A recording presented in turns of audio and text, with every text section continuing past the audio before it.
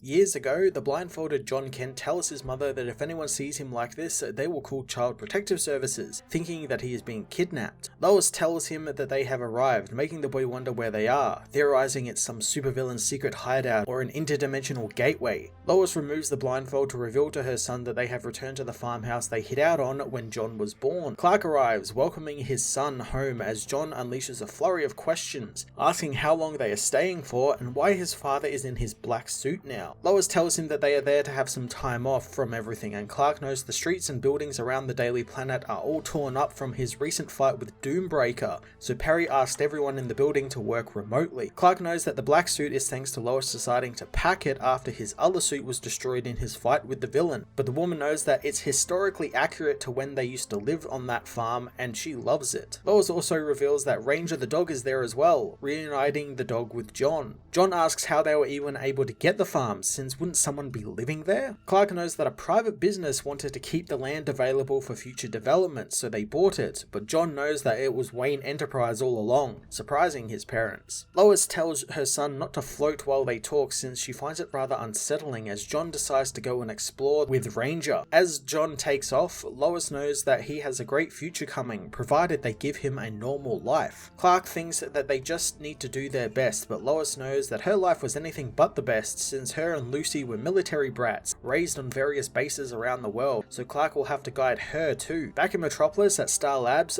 Dr. Myoki gets a status report on Lloyd Creighton, the man who recently transformed into Doombreaker, learning he's getting worse. The doctor knows that it's bound to happen thanks to all of the trauma he went through, but she learns that he is now comatose despite being talkative when he came into the lab. The doctors go to see the man, finding that he is long gone from his room, causing them to alert the authorities, since Lloyd could transform back into Doombreaker again. John meanwhile gets ready for bed as Clark gets a call from Bruce, who tells him that both LexCorp and Waller are looking for the Doomsday Bone that transformed Lloyd. Clark thinks that it's disappeared and no one can find it, but Bruce knows that it is out there somewhere, and if the person who has it doesn't realize how dangerous it is, they could have another disaster on their hands. John meanwhile returns to his room and retrieves the bone shard from his bag, hiding it until later on when his parents go to bed. John gets up and takes the shard out to his old treehouse, knowing that this will work out great since there are lots of bad people out there who want to hurt his father, and he bets every bad guy in the multiverse wants this bone shard